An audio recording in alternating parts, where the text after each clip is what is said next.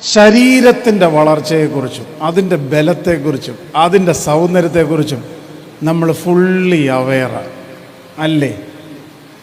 ആണോ? അങ്ങനെ മിണ്ടായിരിക്കുന്നു. ഇന്ന് ഇങ്ങോട്ട് പോകുന്നപ്പോൾ കണ്ണാടിയിൽ നോക്കാതെ പോകുന്ന ആരെങ്കിലും ഇതിനകത്തിരിപ്പുണ്ടോ? നിലക്കണ്ണാടിയിൽ മുഖം നോക്കാത്ത ആരെങ്കിലും ഇതിനകത്തിരിപ്പുണ്ടോ? ഉണ്ടോ? ഒരാൾ, 2 പേര്, 3 പേര്, അത് 4 പേര്, അതെല്ലാം ആമ്പിള്ളാരാ. ബാക്കി എല്ലാവരും നോക്കിയിട്ടോ മതി. നിങ്ങളെന്താ നോക്കി? എന്താണ് നോക്കി? എന്താണ് നിങ്ങൾ നോക്കി? ശരിക്കും നിങ്ങളുടെ ഒരു സൗന്ദര്യത്തെക്കുറിച്ച് അല്ലേ? പിന്നെ അങ്ങനെ നോക്കിയപ്പോഴായിരുന്നു ചില സ്ഥലങ്ങളിൽ ചില കറുത്ത പാടുമൊക്കെ ഉണ്ടായിരുന്നു. അതൊക്കെ പെയിൻ്റ് അടിച്ച് നമ്മൾ റെഡിയാക്കി വെളിയിൽ ഇറങ്ങിയിട്ടുണ്ട്. അതുപോലെ തന്നെ അവിടെ ആരോഗ്യം, ജിമ്മിൽ പോകുന്നവരാരൊക്കെയാണ്? ജിമ്മ് ഒന്ന് കൈ ഉയർത്തിക്കോ, ഒന്ന് കാണിച്ച്. മസിലൊക്കെ ഉണ്ടോ? 6 പാക്സ്. ഏതോ ഒരു കോമഡി ഇതിനകത്ത് പറയുന്നിട്ട് 6 മടക്ക് ഉണ്ടാക്കണം. 6 മടക്ക്. അതെന്താ? 6 പാക്സ്. അപ്പോൾ നമ്മുടെ ഭക്ഷണത്തെക്കുറിച്ചൊക്കെ നമുക്ക് വളരെ ബോധ്യമുണ്ട്. അപ്പോൾ ശരീരത്തിൻ്റെ കാര്യത്തിൽ വലിയ പ്രശ്നമില്ലാത്തൊരു ശ്രദ്ധ നമ്മൾ കൊടുക്കുന്നുണ്ടെന്നാണ് എൻ്റെ വിചാരം. Am I right or wrong? ശരീരത്തിൻ്റെ കാര്യത്തിൽ നമ്മൾ ഒരുവിധം ശ്രദ്ധ കൊടുക്കുന്നുണ്ട്. ചിലർ കുറേയധികം ശ്രദ്ധിക്കുന്നുണ്ടെന്നാണ് എൻ്റെ വിചാരം. മനസ്സിൻ്റെ കാര്യത്തിലോ? ഈ മനസ്സ് എന്ന് പറയുന്ന വാക്ക്, മൻ എന്ന് പറയുന്ന ഒരു സാൻസ്ക്രിറ്റ് വേർഡിൽ നിന്ന് വന്നതാണെന്ന് പറയുന്നു. ആ മൻ എന്ന വാക്കിൻ്റെ അർത്ഥം 60 പൗണ്ട്സ് എന്ന്, 60 റാത്തൽ. പണ്ടത്തെ വാക്കാണ് റാത്തൽ എന്ന് പറയുന്നത്. 60 പൗണ്ട്സ്. പക്ഷെ ഞാനൊന്ന് ഒബ്സർവ് ചെയ്തപ്പോൾ എനിക്ക് തോന്നുന്നു ഈ പൗണ്ടൊന്നും ഇല്ലിപ്പോൾ. അതെല്ലാം അങ്ങ് ചുരുങ്ങി ഔൺസ് പോലും ആയിട്ടില്ലെന്നാണ് എനിക്ക്. അങ്ങ് ചുരുങ്ങി, മനസ്സില്ല. അതിൻ്റെ കൂടെയാണ് നമുക്ക് കുറേയധികം ഇമോഷണൽ ആങ്സൈറ്റീസ്, വറീസ്. ഇങ്ങനെ മനസ്സെപ്പോഴും പ്രക്ഷുബ്ധമാണ്. Am I right or wrong? അതുകൊണ്ട് ഞാൻ പറയും, നമ്മുടെ മനസ്സിൻ്റെ വളർച്ചയ്ക്ക്, മനസ്സിൻ്റെ പരിപാലനം കൃത്യമായി സംഭവിക്കുന്നുണ്ടോ എന്നെനിക്കൊരു സംശയം. അതിന് അങ്ങനെ മനസ്സിൽ വിഷമമൊക്കെ തോന്നി ആങ്സൈറ്റി ഒക്കെ ചെയ്യുന്നുണ്ടെങ്കിൽ നമ്മൾ കുറേ കാര്യങ്ങൾ പരീക്ഷിച്ച് നോക്കും മനസ്സിനെ ഒന്ന് ആനന്ദിപ്പിക്കാനായിട്ട്. നിങ്ങളെന്തൊക്കെ ചെയ്യും? മൂവീസ് കാണും, വീഡിയോ ഗെയിംസ് കളിക്കും, വേറെ ചില ആളുകൾ മറ്റ് പല കാര്യങ്ങളൊക്കെ ഉപയോഗിക്കും, തിന്നും, കുടിക്കും, കാണും, ഒക്കെ ചെയ്യും. ബട്ട് സ്റ്റിൽ സന്തോഷമില്ല. കുറച്ച് അതെല്ലാം കഴിയുന്നുണ്ടെങ്കിൽ വീണ്ടും നമ്മുടെ വറീസ് അവിടെ തന്നെ നിൽക്കുന്നതാണ്. ഒരു പ്രശ്നമാണ്. അപ്പം വേണ്ടും വണ്ണം മനസ്സിൻ്റെ പരിപാലനം നടക്കുന്നുണ്ടോ എന്നെനിക്ക് സംശയമുണ്ട്. എന്നെ ഏറ്റവും കൂടുതൽ ദുഃഖത്തിലാക്കുന്നതാണ് ആത്മാവിൻ്റെ വളർച്ചയാണ്. ഏറ്റവും കഷ്ടമാണെന്ന് ഞാൻ പറയും. ആത്മാവിൻ്റെ വളർച്ച വളരെ കഷ്ടമാണ്. പക്ഷേ എനിക്കങ്ങനെ പറയാനുള്ളൊരു അധികാരമൊന്നുമില്ല. എനിക്കങ്ങനെ പറയാനും ഒക്കില്ല. കാരണം എന്താണെന്ന് ചോദിച്ചാൽ, ഒരാളുടെയും ആത്മാവിൻ്റെ വളർച്ച, സ്പിരിച്വാലിറ്റി എനിക്ക് ഇവാലുവേറ്റ് ചെയ്യാൻ ഒക്കില്ല. നിങ്ങൾക്കാർക്കും ആരുടെയും സ്പിരിച്വാലിറ്റി ഇവാലുവേറ്റ് ചെയ്യാൻ ഒക്കില്ല. നിങ്ങൾക്ക് എൻ്റേതും ഒക്കില്ല. എന്നാൽ ഓരോരുത്തർക്കും അവരവരുടെ സ്പിരിച്വാലിറ്റി, നിങ്ങളുടെ ആത്മാവിൻ്റെ ബലം പരിശോധിക്കാം. 2 തലങ്ങളിലാണ് അത് പരിശോധിക്കേണ്ടത്. അതിലൊന്നാമത്തെ തരം, if you are spiritual, you keep your life holy and pure. Note ചെയ്തോ? നിങ്ങൾ ആത്മീകമായി വളരുന്നുണ്ടെങ്കിൽ അതിൻ്റെ ഒരു response, one of the responses of your spirituality is reveal in your life, purity of life, holiness of life. അപ്പോൾ അതുകൊണ്ട് അത് നിങ്ങൾ കണ്ടുപിടിക്കേണ്ടതാണ്. Am I in the right track? Am I keeping myself pure and holy? അത് സ്പിരിച്വാലിറ്റിയുടെ ഒരു റെസ്പോൺസാണ്. രണ്ടാമത് സ്പിരിച്വാലിറ്റി ഇവാലുവേറ്റ് ചെയ്യേണ്ട ഒരു തലമാണ് your relationship with other people. Your spirituality reveals in your relationship with other people, whether it is your parents, your brothers and sisters. നിങ്ങളുടെ ആത്മീയത വെളിപ്പെടുന്നത് നിങ്ങളുടെ ബന്ധങ്ങളിലാണ്. ചില ആളുകളൊക്കെ പള്ളിയിലൊക്കെ ഭയങ്കര ആക്റ്റീവായിരിക്കും, ഭയങ്കര പ്രാർത്ഥനക്കാരും MGOCism പ്രവർത്തകരും. പക്ഷേ അപ്പൻ്റെ അമ്മയുടെയും കൂടി ഇരുന്ന് പ്രാർത്ഥിക്കത്തില്ല. അപ്പൻ്റെയും അല്ലെങ്കിൽ സഹോദരങ്ങളുടെ കൂടെ ഇരുന്ന് ഭക്ഷണം കഴിക്കത്തില്ല. There is something wrong in there spirituality. Because spirituality, if you R spiritually well, that reveals in your relationship. അപ്പോൾ അതുകൊണ്ട് അതാണ് രണ്ട് കാര്യങ്ങളാണല്ലോ പറഞ്ഞ്. നിങ്ങളുടെ ആത്മീക ബലത്തെക്കുറിച്ച് ചിന്തിക്കുമ്പോൾ രണ്ട് തലങ്ങളിൽ ചിന്തിക്കണമെന്ന് പറഞ്ഞു. അത് ഏതൊക്കെയാണ്? ഒന്ന് പേഴ്സണൽ പ്യൂരിറ്റി ലെവൽ, രണ്ടാമത്തേത് യുവർ റിലേഷൻഷിപ്പ് വിത്ത് അതേഴ്സ്. അത് കുറച്ചുകൂടെ നമ്മുടെ ഒരു ഓർത്തഡോക്സ് സ്പിരിച്വാലിറ്റിയിൽ പറഞ്ഞാൽ even our relationship with the whole nature, including animals, birds, trees, branches, ഇതുമായിട്ടൊക്കെയുള്ള നമ്മുടെ റിലേഷൻഷിപ്പ് ശരിക്കും പറഞ്ഞാൽ നമ്മുടെ സ്പിരിച്വാലിറ്റിയുടെ തന്നെ ഭാഗമാണ്. അപ്പോൾ അതുകൊണ്ട് നിങ്ങളുടെ ആ ഒരു ഇവാലുവേഷൻ വളരെ ആവശ്യമാണ്. അപ്പോൾ അതുകൊണ്ട് 3 തലമാണ് പറഞ്ഞത്. ഒന്ന് ശരീരത്തിൻ്റെ വളർച്ച, ഗ്രോയിങ്. 2 മനസ്സിൻ്റെ ഗ്രോത്ത്. മൂന്നാമത് പറഞ്ഞ് ആത്മാവിൻ്റെ വളർച്ച. എനിക്ക് വളരെ ഇഷ്ടമുള്ള 2 വാക്യങ്ങളുണ്ട്. അത് വളർച്ചയെക്കുറിച്ച് വേദപുസ്തകത്തിൽ കൃത്യമായിട്ട് പറയുന്നതാണ്. അതിലൊന്ന് വിശുദ്ധ ലൂക്കോസിൻ്റെ സുവിശേഷം 2-ാം അധ്യായം 80-ാം വാക്യത്തിലാണ് പറയുന്നത്. ഏതാ വാക്യം? ഏതാ? Saint Luke chapter 2 verse 80. ആർക്കെങ്കിലും പറയാനുണ്ടോ? വേദപുസ്തകം വല്ല കയ്യിലുണ്ടോ? അത് പറയുന്ന യോഹന്നാൻ സ്നാപകനെ കുറിച്ചാണ്. അനീറ്റയുടെ കയ്യിൽ വേദപുസ്തകമുണ്ട്. വിശുദ്ധ ലൂക്കോസ് 2:80. അവൾ പുതിയ നിയമത്തിൽ തന്നെയാണ് ഇത് തപ്പുന്നത്. അതുകൊണ്ട് തറവായിട്ട് അറിയാമെന്ന് എനിക്കറിയാം. 2-ാം അധ്യായം 18.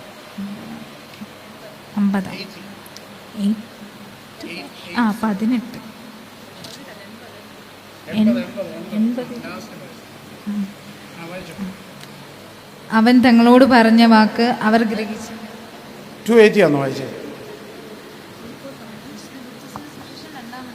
52. സോറി, എനിക്ക് തെറ്റുപറ്റിയ 52. സോറി. 2:52. യേശുവോ ജ്ഞാനത്തിലും വളർച്ചയിലും ദൈവത്തിൻ്റെ മനുഷ്യരുടെയും കൃപയിലും മുതിർന്നു വന്നു. യേശുവോ ജ്ഞാനത്തിലും വളർച്ചയിലും ദൈവത്തിൻ്റെയും മനുഷ്യരുടെയും കൃപയിലും മുതിർന്നു വന്നു. അത് യേശു തമ്പുരാനെ കുറിച്ചുള്ളതാണ്. 2:52.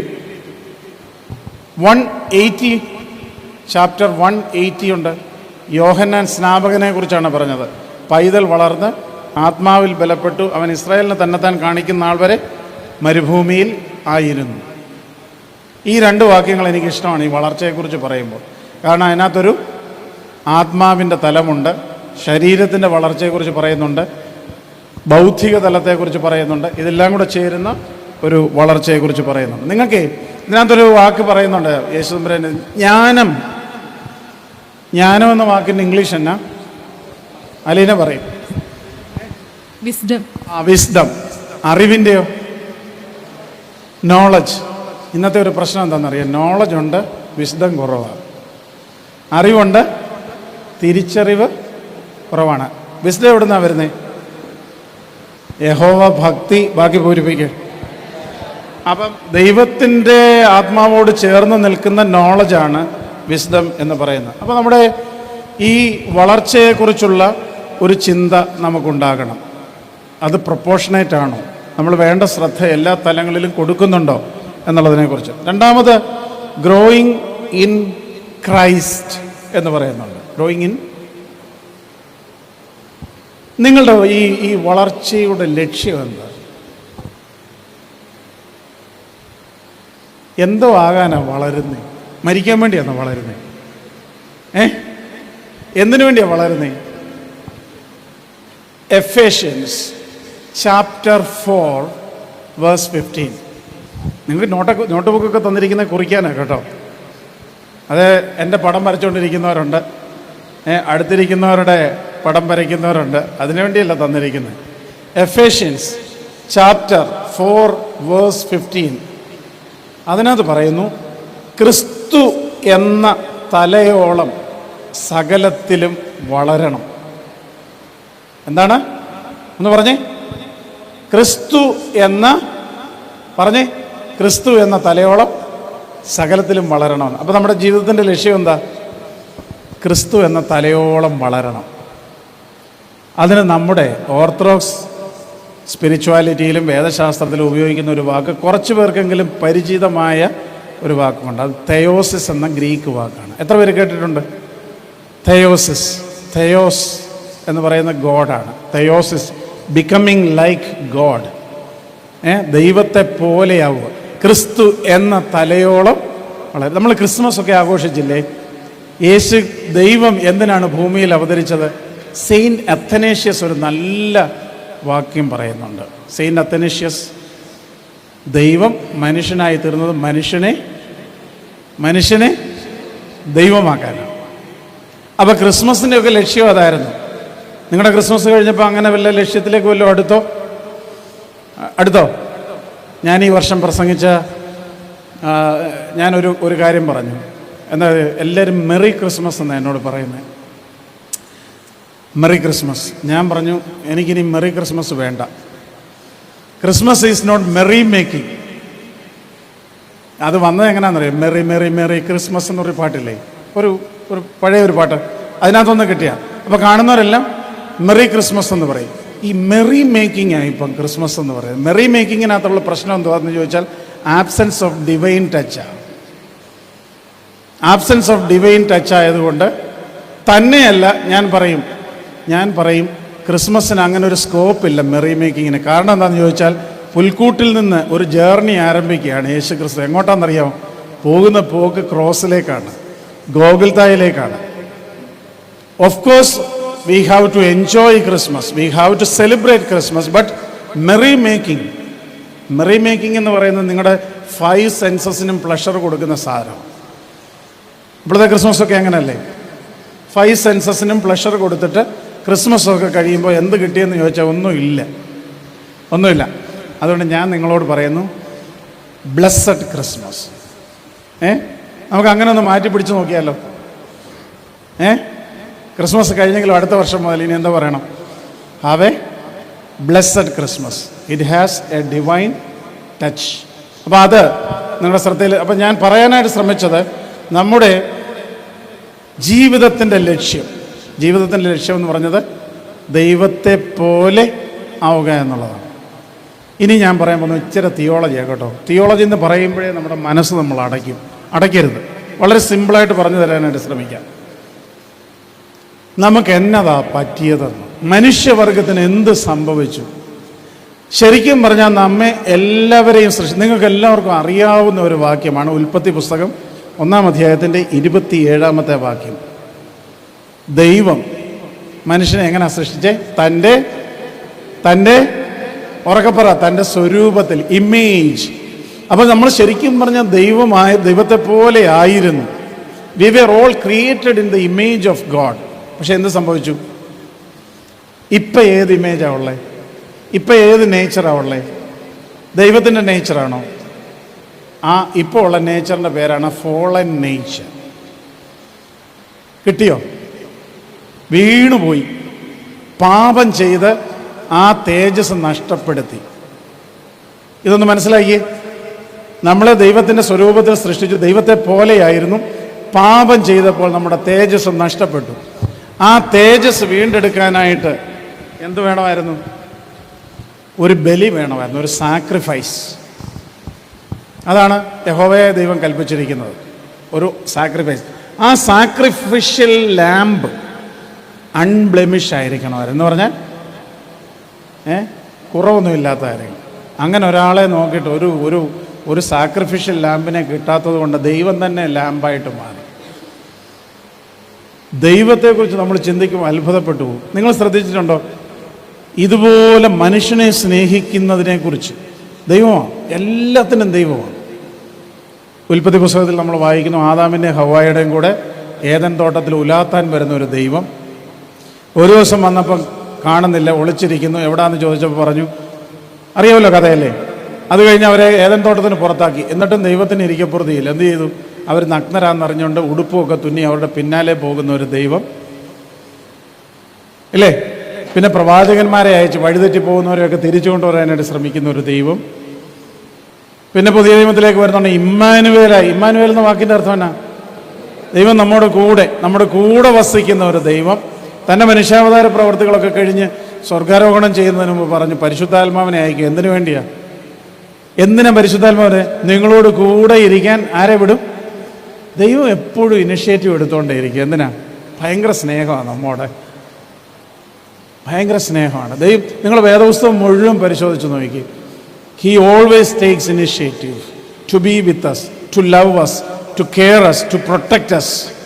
അതാണ് ദൈവം എന്ന് പറയുന്നത്. അപ്പോൾ അങ്ങനെ നമ്മൾ തെറ്റിപ്പോയപ്പോൾ ദൈവം തന്നെ ഇനിഷ്യേറ്റീവ് എടുത്ത് വന്ന് നമുക്ക് വേണ്ടി കാൽവറിയിൽ യാഗമായി. എന്തിനാണ്? തിരിച്ച് നമ്മെ ഈ സ്വരൂപത്തിലേക്ക് തിരികെ പിടിക്കുവാനായിട്ട്. എന്നിട്ട് നിങ്ങൾ വല്ലതും അതിനകത്ത് വല്ലതും ജോയിൻ ചെയ്തോ? ദൈവം ചെയ്ത ഈ വലിയ കർമ്മത്തിൽ നിങ്ങൾ പാർട്ടിസിപ്പേറ്റ് ചെയ്തിട്ടുണ്ടോ? ദൈവത്തിൻ്റെ പർപ്പസിൽ നിങ്ങൾ ജോയിൻ ചെയ്തോന്ന്? ചെയ്തോ? ചെയ്തു. എപ്പോഴാണെന്നറിയാമോ? മാമോദിസ ഏറ്റത് അതിനാ. എന്തിനു വേണ്ടിയാ? നമ്മളെല്ലാവരും മാമോദിസ ഏറ്റത്. അതുകൊണ്ട് ഞാൻ പറഞ്ഞു, ഒരു ഇത്തിരി ബിബ്ലിക്കൽ തിയോളജിക്കൽ പെർസ്പെക്റ്റീവിൽ അത് ചിന്തിച്ചെങ്കിലേ മനസ്സിലായുള്ളൂ. അത് പെട്ടെന്ന് അവസാനിപ്പിച്ചേക്കാം. ദൈവം ചെയ്ത ഈ രക്ഷണ്യ പ്രവർത്തനത്തിൽ പങ്കാളിയായത് എപ്പോഴാണ്? നിങ്ങൾ യേശു ക്രിസ്തുവിനെ രക്ഷകനായി സ്വീകരിച്ച് മാമോദിസ ഏറ്റ്. മാമോദിസ ഏൽക്കുന്നത് എന്തിനാണ് മാമോദിസ ഏൽക്കുന്നത്? എന്തിനാ മാമോദിസ ഏറ്റ്? എഫേസ്യ ലേഖനത്തിലാണ് പൗലോസ്ലീഹ പറയുന്നത്, ക്രിസ്തുവിനോട് ചേരുവാൻ സ്നാനമേറ്റവരാണ് നിങ്ങളെന്ന്. എന്തിനാണെന്ന്? ക്രിസ്തുവിനോട് ചേരുവാൻ. നിങ്ങൾ സൺഡേ സ്കൂളിലൊക്കെ ഇത് പഠിച്ചിട്ടുണ്ട്. എന്താ മാമോദിസയിലൂടെ നിങ്ങൾ ആരായെന്നാണ് പറഞ്ഞേ? ക്രിസ്തുവിൻ്റെ ശരീരത്തിൻ്റെ ആ ശരീരത്തെ നമ്മൾ എന്ത് പറയും? The mystical body of Jesus Christ is the church. അങ്ങനെ നിങ്ങൾ ചർച്ചിൽ മെമ്പർഷിപ്പ് ആയത്, അല്ല നിങ്ങളുടെ ഒഫീഷ്യൽ രജിസ്റ്ററിൽ പേരെഴുതി എന്നുള്ളതല്ല. പിന്നെയോ, ബിക്കോസ് നിങ്ങൾ മാമോദിസ ഏറ്റതോടുകൂടി കർത്താവിനെ രക്ഷിതാവായി സ്വീകരിച്ച് കർത്താവിൻ്റെ ഇതിൽ പങ്കാളിയായി ശരീരത്തോട് ചേർത്ത് ഒട്ടിച്ചു വെച്ചിരിക്കുകയാണ്. Now you are growing. ഇനി ഒരു വളർച്ചയുണ്ട്. ആ വളർച്ച എവിടെ വരെ ചെല്ലുമെന്നാണ് നമ്മൾ പറഞ്ഞേ? നമ്മൾ പറഞ്ഞു നമ്മുടെ ജീവിതത്തിൻ്റെ ലക്ഷ്യം എവിടാ? ക്രിസ്തുവെന്ന പറ. അതിനെന്താണ് നമ്മൾ ഗ്രീക്ക് വായിക്ക് പറഞ്ഞേ? ഉറക്കെ പറ. 2 വാക്കെങ്കിലും പഠിച്ചിട്ട് ഈ ക്ലാസ്സിൽ നിന്ന് പോകാവൂ. ഏതാ വളർച്ച? എങ്ങോട്ടാണ്? ക്രിസ്തു എന്ന തലയോളം. അതിൻ്റെ വാക്കെന്താണ്? തെയോസിസ്. അത് നിങ്ങൾ ആരംഭിച്ചിട്ടുണ്ട്. എവിടെ? മാമോദീസയിൽ ആരംഭിച്ചു. ഇത് കണ്ടിന്യൂ ചെയ്യുന്നുണ്ടോ? Are you walking in Christ? ഉണ്ടോ? ഞാൻ പറയും, ആ വോക്കിങ്ങിൻ്റെ പേരാണ് സാക്രമെൻ്റൽ ലൈഫ്, കൗദാശിക ജീവിതം. നിങ്ങൾ മാമോദീസയിൽ ആരംഭിച്ച ആ കൗദാശിക ജീവിതം നിങ്ങൾ കണ്ടിന്യൂ ചെയ്യുന്നത് നിങ്ങളുടെ സാക്രമെൻ്റൽ ലൈഫിലാണ്. ആ സാക്രമെൻ്റൽ ലൈഫാണ് ഡിസൈപ്പിൾഷിപ്പ് എന്ന് ഞാൻ വിശ്വസിക്കുന്നു. നിങ്ങൾ ദൈവത്തിൻ്റെ, നിങ്ങളെല്ലാം ക്രിസ്ത്യാനികളെന്നല്ലേ പറയുന്നേ? ആണോ? നിങ്ങൾ ക്രിസ്ത്യാനികളാണോ? ഒന്നും മിണ്ടുന്നില്ല പിള്ളേരാകപ്പാടെ. Are you a Christian? Who is a Christian? What is the definition of a Christian? അതിനകത്ത് വളരെ സിമ്പിളായിട്ട് പറഞ്ഞു, the one who follows Jesus Christ is a Christian. നിങ്ങൾ അങ്ങനെ ചെയ്യുന്നുണ്ടോ? ഉണ്ടോ? 2 തരത്തിലാണ് യേശുക്രിസ്തുവിനെ ഫോളോ ചെയ്യേണ്ടത്. 2 തരത്തിൽ. ഒന്ന്, യേശുക്രിസ്തുവിൻ്റെ ലൈഫ് ഫോളോ ചെയ്യണം. രണ്ടാമത്, യേശുക്രിസ്തുവിൻ്റെ ടീച്ചിങ്സ് ഫോളോ ചെയ്യണം. പറഞ്ഞേ, ലൈഫും ഫോളോ ചെയ്യണം. ഞാൻ പറയും, ലൈഫ് ഫോളോ ചെയ്യാൻ വളരെ ഈസിയാണ്, എക്സെപ്റ്റ് ക്രൂശി തൂങ്ങുന്നത്. യേശുക്രിസ്തു എന്തൊക്കെ ചെയ്തെന്നുള്ളത് ഞാൻ ചോദിക്കട്ടെ? നിങ്ങളതൊക്കെ ചെയ്യുന്നുണ്ട്, ഈസിയാണെന്ന് ഞാൻ പറയും. യേശുക്രിസ്തു പള്ളിയിൽ പോയോ? എവിടെ പോയി? യെരൂശലേം ദേവാലയത്തിൽ പോയി. വേറെയും കണ്ടുകൂടെ പോയി പള്ളിയിൽ നിന്ന്. ശാബത്ത് തോറും എവിടെ പോയി? യേശുക്രിസ്തു ശാബത്ത് തോറും ഒരു പള്ളിയിൽ പോയി. ആ പള്ളിയുടെ പേരെന്താ? ആരാണ്ട് പറഞ്ഞതാ? സിനഗോഗ് എന്ന് കേട്ടിട്ടുണ്ടോ? യേശുക്രിസ്തുവിന് അപ്പോൾ പള്ളിയിൽ പോകണമായിരുന്നു. നമ്മളും പോകുന്നുണ്ട്, അല്ലേ പൊക്കോണം. ഇത് ഞാൻ കഴിഞ്ഞ പ്രാവശ്യത്തെ കോൺഫറൻസിൽ പറഞ്ഞതാണ്. എന്നാലും പുതിയതായിട്ട് വന്നവർക്ക് വേണ്ടി ഒന്നുകൂടെ, എന്തിനാ പള്ളിയിൽ പോന്നേ? എന്തിനാ പള്ളിയിൽ പോന്നേ? വരിക. എന്തിനാ പള്ളിയിൽ പോന്നേ? ദൈവത്തോട് സംസാരിക്കാൻ. നല്ല ആൻസറാ. വീട്ടിൽ ഇരുന്ന് സംസാരിച്ച പോരെ? വീട്ടിൽ ഇരുന്ന് സംസാരിച്ച പോരെ? എന്തിനാ പള്ളിയിൽ പോന്നേ? എന്തിനാ? ആരാധനയിലൂടെ ദൈവത്തിലേക്ക് അടുക്കാൻ. ഏതാണ്ട് ചൂട് പിടിച്ച് വരുന്നുണ്ട്. പറഞ്ഞു, കുറച്ചുകൂടെ ക്ലിയർ ആയിട്ട് പറ. സാക്രമെന്റ്സിൽ പങ്കാളികളാവാൻ ചർച്ച. ഓക്കെ, സാക്രമെന്റ്സ് വരുന്നുണ്ട്. നമ്മൾ പണ്ട് പറയുന്നല്ലോ, ചൂടായി വരുന്നുണ്ട്. കുറച്ചുകൂടെ എന്തോ തിരുശരീര രക്തങ്ങൾ ഇവിടെ വിശുദ്ധ കുർബാന. അതിനെ ഞാൻ എങ്ങനെയാ പറയുന്നതെന്നറിയാം? പള്ളിയിൽ മാത്രം. You won't get it anywhere in the world these things. ഏതാണ്? Body and blood of Jesus Christ. എവിടെ കിട്ടത്തുള്ളൂ? ഉറക്കപ്പറ. വേറെ എവിടെയെങ്കിലും കിട്ടുമെങ്കിൽ എന്നോടൊന്ന് പറഞ്ഞേ. Body and blood of Jesus Christ എവിടെ കിട്ടുകയുള്ളൂ? വേറെ എവിടെയെങ്കിലും കിട്ടുമോ? അപ്പോൾ ആ body and blood of Jesus Christ അത് എസെൻഷ്യൽ ആണോ?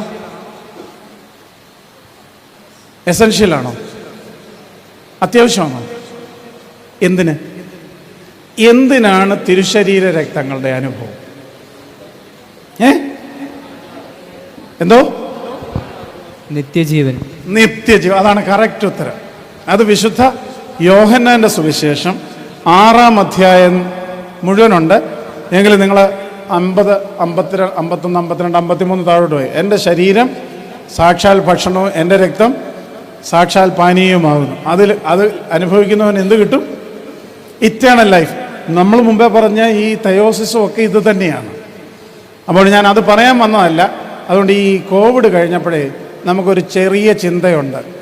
ഓൺലൈനായിരുന്നു, ഇനി അതില്ലെങ്കിലും പ്രശ്നമില്ല, പള്ളിയിലൊന്നും പോയില്ലെങ്കിലും പ്രശ്നമില്ല. ഇങ്ങനെ പോകുന്ന വഴിക്കൊക്കെ ദൈവമേ കുരിശുമൂട് കാണുന്നുണ്ടെങ്കിൽ ഒരു കുരിശുമൊക്കെ വരച്ച് പോയാൽ മതിയെന്നൊരു ചിന്ത ഉണ്ടായിരുന്നു.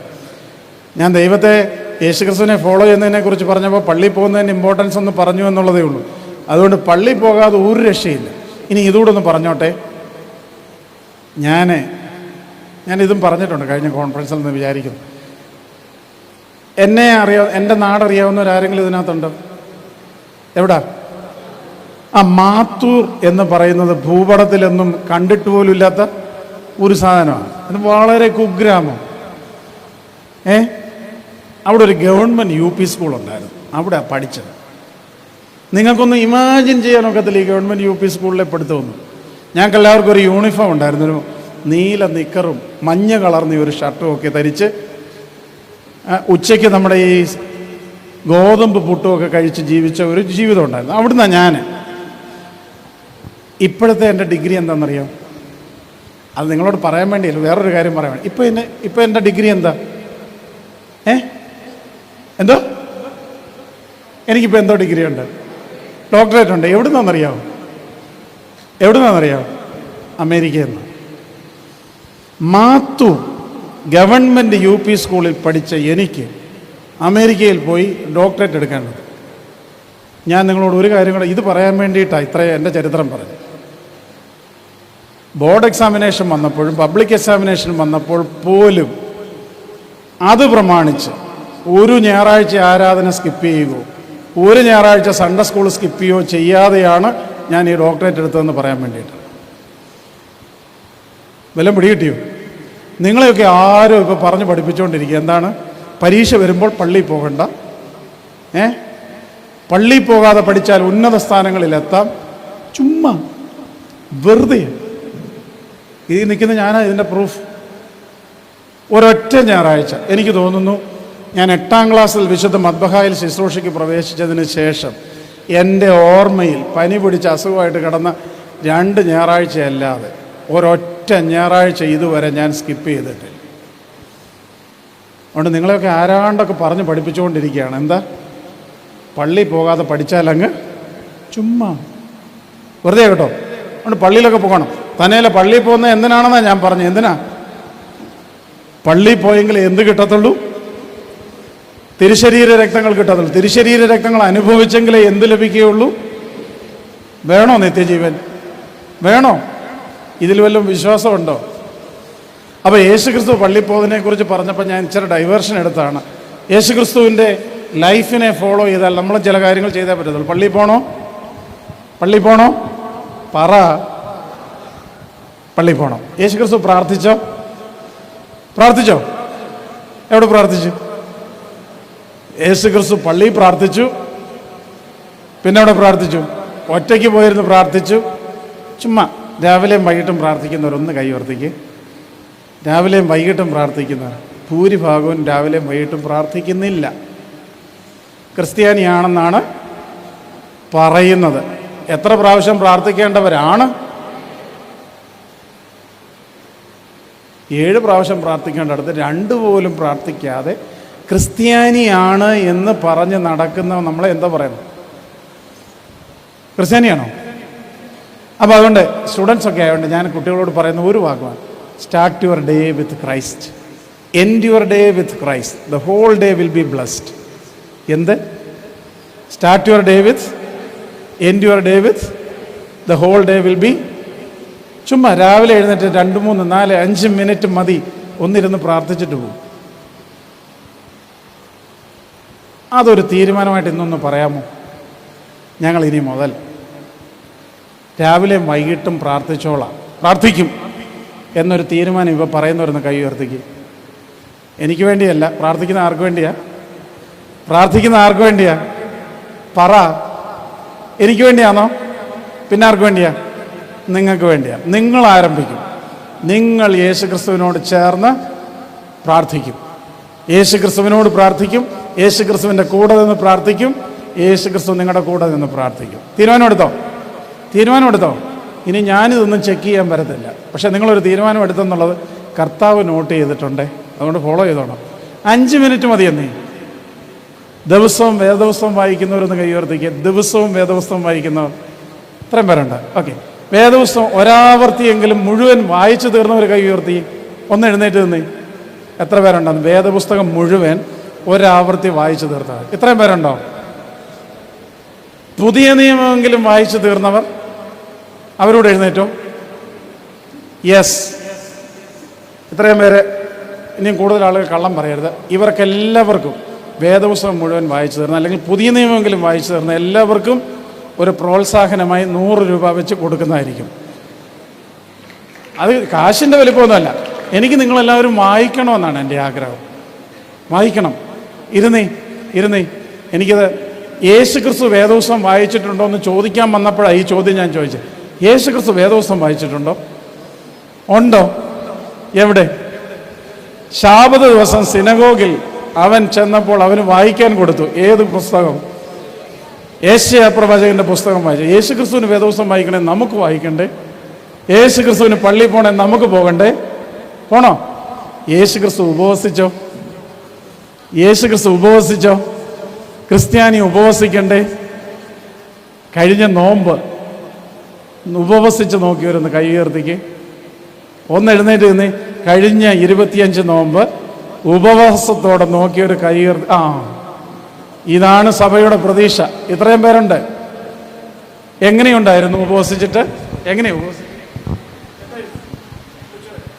നോൺ വെജ് ഒന്നും കഴിച്ചില്ല, പ്രയർ ചെയ്തു. നോൺ വെജ് കഴിച്ചില്ല. ഓക്കെ. മീൽ സ്കിപ്പ് ചെയ്തവരുണ്ടോ? മീൽ സ്കിപ്പ് ചെയ്ത് ഉപവസിച്ചവരാ? ഉണ്ട്. ഞാൻ രാവിലത്തെ ഭക്ഷണം സ്കിപ്പ് ചെയ്തു. ക്ഷീണം? ഒരു ക്ഷീണവും ഇല്ലായിരുന്നു എന്നാ പറഞ്ഞത്. എന്താ പറയുക? ബ്രേക്ക്ഫാസ്റ്റ് കഴിക്കത്തില്ല. ബ്രേക്ക്ഫാസ്റ്റ് കഴിക്കത്തില്ല. നിങ്ങളോ? ചിലർ മധുരം സ്കിപ്പ് ചെയ്തു. ഇത് എന്തൊരു രസമാണ്. എന്ത് നല്ല കുട്ടികളാ. അപ്പോൾ നോക്കിയേ, ഇരുന്നേ. നിങ്ങൾക്ക് സമ്മാനം തരണം. കൈ കാശില്ല, എല്ലാത്തിനും കൂടെ തരാൻ കാശില്ലേ. അപ്പോൾ നോക്കിയേ, നമ്മുടെ കുറച്ച് പേര്, ഇവരെയൊക്കെ ആരെ ഇൻസ്പയർ ചെയ്യുന്നേ? എന്താണ് ബാക്കിയുള്ളവർക്ക് ഇൻസ്പിറേഷൻ ഉണ്ടാകാത്തത്? നിങ്ങളോട് ആരാണ്ടൊക്കെ പറഞ്ഞിട്ടുണ്ട്, ഉപവസിച്ചാൽ ഭയങ്കര ക്ഷീണം തോന്നും, മരിച്ചു പോകും. ഇതിനകത്തിരിക്കുന്ന ആരെങ്കിലും ഇൻ്റർമീഡിയൻറ്റ് ഫാസ്റ്റിംഗ് ചെയ്യുന്നവരുണ്ടെങ്കിൽ ഒന്ന് കൈ ഉയർത്താം. ഒരാളുണ്ട് ഇൻ്റർമീഡിയൻറ്റ് ഫാസ്റ്റിംഗ്. പറഞ്ഞു അലീനെ, എത്ര മണിക്കൂർ ഫാസ്റ്റിംഗ്? 9 to 6, 7 ഒക്കെ തൊട്ട് രാവിലെ ചിലപ്പം ഒരു 9 മണി വരെയൊക്കെ സാധാരണ അങ്ങനെ എടുക്കുന്നത്. രാവിലെ 9 മണിക്കായിരിക്കും. രാത്രിയിലാണ്, പിന്നെ രാത്രി തൊട്ട് പകൽ അങ്ങനെ ഒരു സൈക്കിളിൽ ഒരു 6 മണി 7 മണി തൊട്ട് 12 hours അലീന കഴിക്കാതെ വെള്ളം കുടിച്ച് ജീവിക്കുക. അലീന ഇതുവരെ മരിച്ചില്ല. എനിക്കൊന്ന് പണ്ടത്തേനെക്കാട്ടിലൊക്കെ ആരോഗ്യം ഇച്ചിരി കൂടിയിട്ടുണ്ട്. ശരിയല്ലേ? നമ്മെ ആരോ പറഞ്ഞു പഠിപ്പിച്ചിരിക്കുന്നു ഉപവസിച്ചാൽ എല്ലാം പോയെന്ന്. ഇപ്പോൾ ഇൻ്റർമീഡിയൻറ്റ് ഫാസ്റ്റിങ്, ശരിക്കും പറഞ്ഞാൽ അലീന ഇൻ്റർമീഡിയൻറ്റ് ഫാസ്റ്റിംഗ് ഒന്നും നടക്കുന്നില്ല. 17 hours continuous fasting. You can drink as much as water you can. കഴിക്കുന്നുണ്ടെ പിന്നെ ഒരു കഴിക്കുകയായിരുന്നു, എന്ത് വേണേൽ കഴിക്കാം. അതാണ് ഇപ്പോഴത്തെ ഇൻ്റർമീഡിയൻറ്റ് ഫാസ്റ്റിംഗ്. അപ്പോൾ ഉപവസിക്കുക തന്നെയല്ല, നിങ്ങൾ ഈ പ്രായത്തിൽ ഉപവസിക്കേണ്ടവരല്ലേ. കാരണം എന്താണെന്നറിയോ? കർത്താവ് പറഞ്ഞു വെച്ചു, ഉപവാസത്താലും പ്രാർത്ഥനയാലും അല്ലാതെ ഈ ജാതി ഒഴിഞ്ഞു പോകുകയില്ല. ഏത് ജാതിയാണ്? ഉപവാസത്താലും പ്രാർത്ഥനയും അല്ലാതെ ഈ ജാതി ഒഴിഞ്ഞു പോകില്ല. ഏത് ജാതി? ഏത് ജാതി? പിശാച്, സാത്താൻ. ഏറ്റവും കൂടുതൽ പിശാച് അറ്റാക്ക് ചെയ്യുന്ന ഒരു ഏജാണ് ഇത്. ഒഴിച്ചു വിടണമെങ്കിൽ ഒറ്റ മാർഗ്ഗമേ ഉള്ളത്. എന്ത് ചെയ്തോണം? ഉപവസിക്കുക, പ്രാർത്ഥിക്കുക. പിന്നെ കുമ്പിട്ട് പ്രാർത്ഥിച്ചാൽ ആ പരിസരത്ത് സാത്താൻ വരത്തില്ല. എന്താ? കുമ്പിട്ട് പ്രാർത്ഥിച്ചാൽ ആ പരിസരത്ത്. ഇനി കുമ്പിടിയില്ല. കർത്താവ് കുമ്പിട്ടോ? കർത്താവ് കുമ്പിട്ടോന്ന് എവിടെങ്കിലും തെളിവുണ്ടോ? ഗെത്സമനത്തോട്ടത്തിൽ കർത്താവ് കവിണ് വീണ് പ്രാർത്ഥിച്ചതായി പറയുന്നുണ്ട്. അതൊരു കുമ്പിടിയില്ലല്ലേ? ഗെത്സമനത്തോട്ടത്തിൽ കർത്താവ് കവിണ് വീണ് പ്രാർത്ഥിച്ചോ? പറ, വായിച്ചിട്ടില്ലേ? വേദവസ്തം വായിക്കാത്തതിൻ്റെ പ്രശ്നമാണിത്. അപ്പോൾ കവിണ് വീണ് പ്രാർത്ഥിച്ചു, കുമ്പിട്ട് പ്രാർത്ഥിച്ചു. അപ്പം ഞാൻ പറഞ്ഞു വന്നത് എന്താണെന്നറിയോ? ഈ സഭ നമ്മളോട് ചെയ്യാൻ പറയുന്ന കാര്യങ്ങളെല്ലാം ആര് ചെയ്ത് പഠിപ്പിച്ച് വെച്ചിട്ട് പോയതാ? പറ. കർത്താവ്. If you are a Christian you have to follow his life. ഇനി അതിൻ്റെ ക്ലൈമാക്സിലാണ് നമ്മളും എന്ത് ചെയ്യും? നമ്മുടെ ലൈഫ് സാക്രിഫിഷ്യലാണ്. സൂയിസൈഡല്ല കേട്ടോ, സൂയിസൈഡല്ല സാക്രിഫൈസ് എന്ന് പറയുന്നത്. അത് മരിക്കുക എന്ന് പറഞ്ഞാൽ ലിറ്ററലായിട്ടുള്ള മരണമുണ്ട്. അതല്ലാതെ മറ്റുള്ളവർക്ക് വേണ്ടി കരുതി ജീവിച്ച് മരിക്കുന്ന കുറച്ച് പേരുണ്ട്. അപ്പോൾ യേശുക്രിസ്തുവിനെ ഫോളോ ചെയ്യുന്നതിൻ്റെ ഒരു ആസ്പെക്റ്റേ പറഞ്ഞത്. രണ്ടാമത്തെ ആസ്പെക്റ്റാണ് ഞാൻ പറഞ്ഞ ഇച്ചിരി കട്ടിയാണ്. അതെന്താ? Following his teachings. ഇടത് കരണം തടയ്ക്കുന്നവന് വലത് കരണം കൂടെ കാണിച്ചു കൊടുക്കുക. ഉടുപ്പ് ചോദിക്കുന്നവന് പുറംകുപ്പായം വിട്ടുകൊടുക്കുക. നിന്നോടുകൂടെ 1 കിലോമീറ്റർ നടക്കാൻ പറയുന്നവൻ്റെ കൂടെ 2 കിലോമീറ്റർ നടക്കുക എക്സ്ട്രായാണ്. ബുദ്ധിമുട്ടല്ലേ? ബുദ്ധിമുട്ടാണോ? അപ്പോൾ അതാണ് ശരിക്കും പറഞ്ഞാൽ ഒരു ക്രിസ്ത്യൻ ഡിസൈപ്പിൾഷിപ്പിൽ നിന്ന് എക്സ്പെക്റ്റ് ചെയ്യുന്നത്.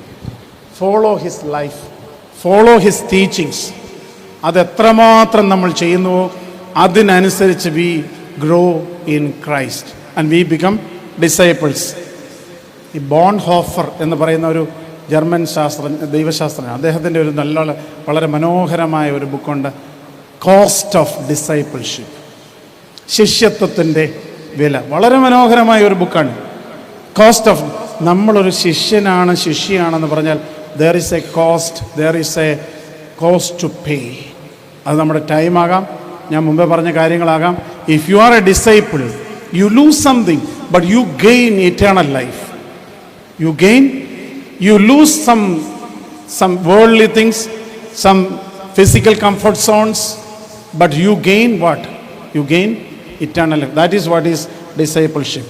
അതുകൊണ്ട് ഞാൻ ബാബാ തിരുമേനി വന്നു എന്ന സിഗ്നൽ കിട്ടിയതുകൊണ്ടും ഞാൻ ഇവിടെ അവസാനിപ്പിക്കുകയാണ്. എന്താണ് തിരുമേനി ഇത്രയും നേരം പറയാനായിട്ട് ശ്രമിച്ചത്?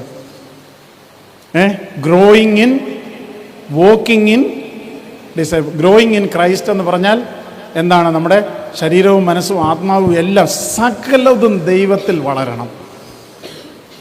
And we become the disciple. നിങ്ങൾക്കെല്ലാവർക്കും, നമുക്കെല്ലാവർക്കും ഉള്ള വിളി അതാണ്. പക്ഷേ നമ്മളത് ശ്രദ്ധിക്കുന്നില്ല. ഞാനിത് പല സ്ഥലങ്ങളിലും പറഞ്ഞിട്ടുള്ളതാണ്. We are in a path of eternity. Through baptism we started that journey. There may be diversions, sometimes perversion. But there is a possibility to come back into the right track. അവിടെയാണ് കുംഭസാരം. വിശുദ്ധ കുംഭസാരം is the means to come back to the eternal path. അതുകൊണ്ട് ഈ കോൺഫറൻസിൻ്റെ അവസാനം ഒരു കുംഭസാരമാണ്. കുമ്പസാരിക്കുമോ? എനിക്ക് വേണ്ടിയല്ല, നിങ്ങൾ ഇന്ന് എന്നോടൊരു പ്രോമിസ്, എന്നോട് ദൈവത്തോട് പറ. ചിലർ ഞാൻ നിർബന്ധിക്കുന്നില്ല, പക്ഷേ എനിക്കൊന്ന് കുമ്പസാരിക്കണമെന്ന് തോന്നുന്നവരൊന്ന് കൈ ഉയർത്തിക്കേ. ഇത്രയൊന്നും പോരാ, നമുക്ക് കുമ്പസാരിക്കും. തിരുമേനി കുമ്പസാരിക്കുന്നതായിരിക്കും നിങ്ങളുടെ കൂടെ എന്ന് പറഞ്ഞാൽ ഈ കോൺഫറൻസിൽ തിരുമേനിയും കുമ്പസാരിക്കും, വിശുദ്ധ കുമ്പസാരം നടത്തും. അതുകൊണ്ട് തിരുമേനിക്ക് എക്സെപ്ഷൻ ഒന്നുമില്ല. പറ, കൂടുതൽ ആളുകൾ കുമ്പസാരിക്കണം. കൈ ഒന്നോട് ഉയർത്തിക്കും. പറ, നിങ്ങളല്ലേ നമ്മൾ അത് പറഞ്ഞേ, കുമ്പസാരിക്കാനായിട്ട് യേശു ക്രിസ്തു പറഞ്ഞിട്ടുണ്ടോ? അത് ടീച്ചിങ്ങിൻ്റെ ഭാഗമാണ്. എന്താണ്? ശിഷ്യന്മാരുടെ മേൽ ഊതി അവരോട് നിങ്ങൾ ആരുടെ പാപങ്ങൾ മോചിച്ചിരിക്കുന്നുവോ, അത് വിശുദ്ധ യോഹന്നാന്റെ സുവിശേഷം 20-ാം അധ്യായത്തിൽ. അപ്പോൾ അത് ചെയ്യണമെന്ന് പറഞ്ഞെങ്കിൽ കർത്താവ് ആഗ്രഹിക്കുന്നുണ്ടത്. എന്ത്? നിങ്ങളിത് ചെയ്യണമെന്നോ? 2-3 കാര്യം ചെയ്യണമെന്നാണ് പറഞ്ഞത്. ഞാൻ വരുന്നിടം വരെയും കുർബാന അനുഷ്ഠിക്കണം, ലോകത്തിൻ്റെ അതിർത്തികളോളം പോയി സകലരെ എൻ്റെ ശിഷ്യരാക്കണം, മിഷൻ. പിന്നെ നമ്മളോട് പറഞ്ഞിട്ടുണ്ട്, ശിഷ്യന്മാർക്ക് കൊടുത്ത അധികാരമാണ് നിങ്ങൾ പാപങ്ങൾ മോചിക്കണം. ഒന്നുകൂടെ ഒന്ന് കൈ ഉയർത്തിക്കുക കുമ്പസാരിക്കുന്നവർ. ഇത് പോരാ, ഇതൊന്നും പോരാ. ഈ സഭയിലെ കുഞ്ഞുങ്ങൾ, MGOCSMൻ്റെ ശക്തി എന്ന് പറയുന്നത് കുമ്പസാരമാണ്. MGOCSM കോൺഫറൻസിൻ്റെ റിസൾട്ട് എന്ന് പറയുന്ന കുമ്പസാരമാണ്. അതുകൊണ്ട് ഞാൻ വീണ്ടും നിങ്ങളെ എൻകറേജ് ചെയ്യുന്നു, കൂടുതൽ ആളുകൾ ഇവിടെ നല്ല മനോഹരമായി നമ്മളൊരു സന്ധ്യാപ്രാർത്ഥനയൊക്കെ കഴിഞ്ഞ് ഒരു ധ്യാനമൊക്കെ നടത്തി നിങ്ങളെ അതിനുവേണ്ടി പ്രിപ്പയർ ചെയ്യും. If you are diverted or if you are perverted, this is the possibility for you to come back to the right track of eternity. Agreed? Who are you? നിങ്ങളാരാ? Are you a Christian? Are you a Christian disciple? If so, follow the life, follow the teachings of Jesus Christ. This is the message. Thank you. God bless you.